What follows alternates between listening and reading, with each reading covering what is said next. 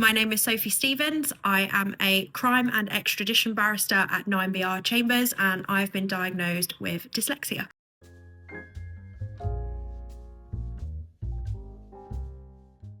In my work, I feel that my dyslexia actually brings a real unique spin to a lot of the cases that I look at and within the clients I represent. So, for example, I'm quite proud to say that I am dyslexic because often I can look at the case and see it in a three-dimensional way and spot certain things that perhaps other people have missed or just don't interpret in the same ways that I do.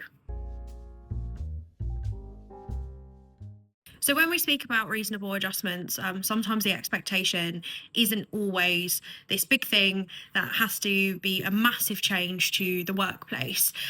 For example, in my work in Chambers, I often liaise with the clerks to ensure that I get the support I need, particularly with last minute papers coming flying in through the door, which is really common, as most people know, about crime. So how we've combated that, to start with, I had a really open conversation with my fantastic clerking team, and they have been extremely supportive in making sure that on the occasions where a brief comes in quite early, they get it to me as soon as possible so that I'm able to digest that material for a longer period.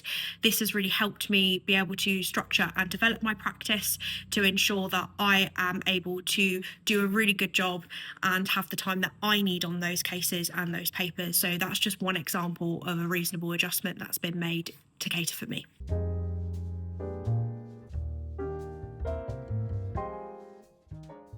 So everyone knows I'm quite a proud dyslexic. So for me, I must admit that I've never really had a difficulty with disclosure.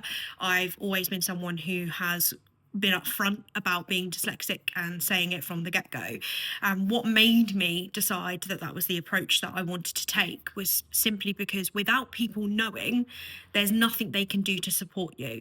So if you don't disclose, you are at risk of not getting the support that you need. And I learned that very quickly. I learned that really early on, particularly with exams and situations like that, that if I didn't disclose my dyslexia, I wouldn't be able to get the extra time in the assessments. And then that carries through into professional settings, which means that if I don't tell my team that if things come in extremely late, I'm not going to have time to digest that material. That's going to put me in a more stressful situation, when actually it might have been that it could have been avoided by a simple conversation because I've put it down. And I think it also comes into it with things like pupillage applications or applications for training contracts. If you're going through a period of assessment in order to try and get a role in the legal profession, you're going to need to have the support in order to do that and perform to your best ability. And without disclosing, nobody's going to know and be able to offer you that support. So that was what strongly influenced my decision to disclose my dyslexia. When approaching conversations about disclosure, it's kind of twofold. The first stage is whether or not you put it on, say, a form in a specific place. And I basically either ticked a box or just explained, I've been offered an interview, I'm going to require X, Y, and Z in order to be supported. When I then started pupillage, I had a separate conversation with the Equality and Diversity team and said to them, this is how I think I could be best supported. And they actually approached me as well to see and check in to make sure that I was feeling supported. So the truth of it is really very much having open conversations and being forthright with the fact that these are the things that you require and the support you need in order to succeed. And I think having that conversation is really important.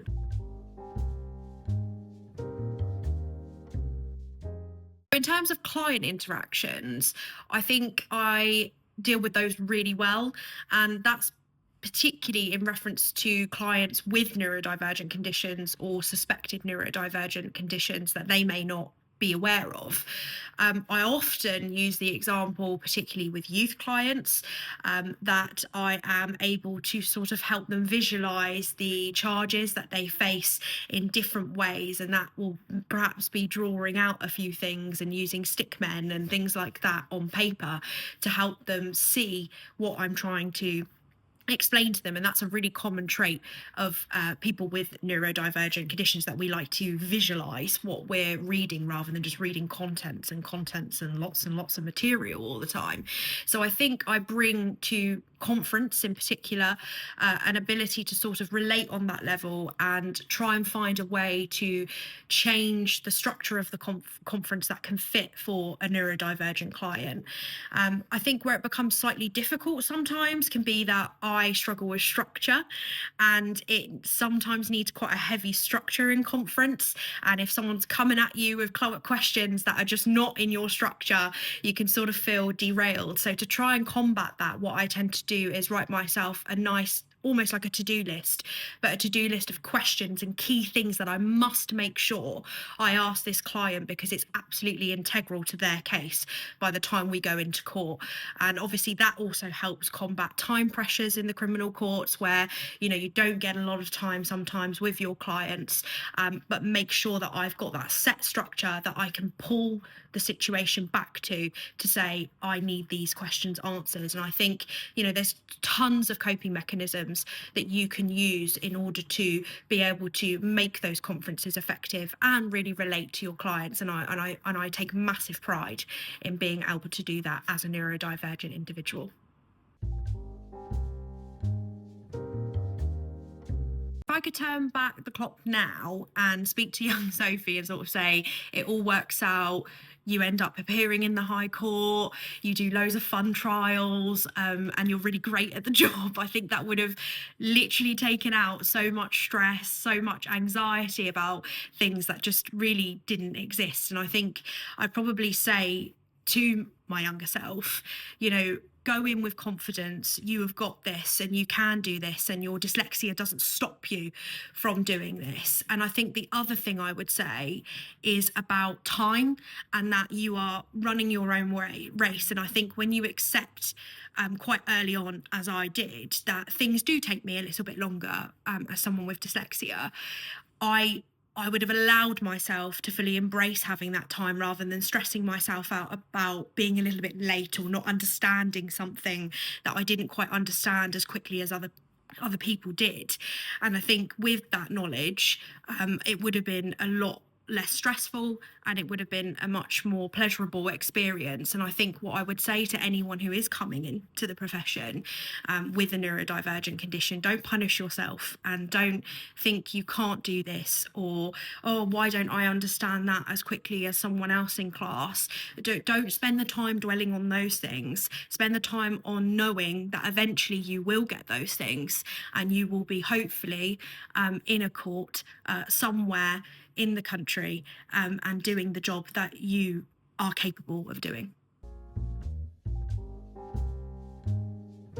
I think if I could change one thing about the legal profession and neurodiversity, it would be almost the ability to say to people, can we just accept it and now make it better and more inclusive for people with neurodiversity? So often what I find is there's a lot of conversations around, well, we went through it and we all coped, and we didn't have these diagnoses, and we didn't have these things that we knew about, but I feel that we've moved on from that now, and we have to move on from that, because times are changing, and there has to be an acceptance in the legal profession that we actually need to support these people, because we bring incredible things to this profession, and there's a lot of people out there already practicing and doing incredible things without knowing, quite rightly, without knowing that they have neurodivergent conditions. But what that doesn't mean is that we just say, well, they didn't know and they're fine, so we should all just carry on as we are. And I think that's a very long-winded answer to the question, but the one thing is really hitting acceptance head on and saying that we can do things to make this better and more inclusive.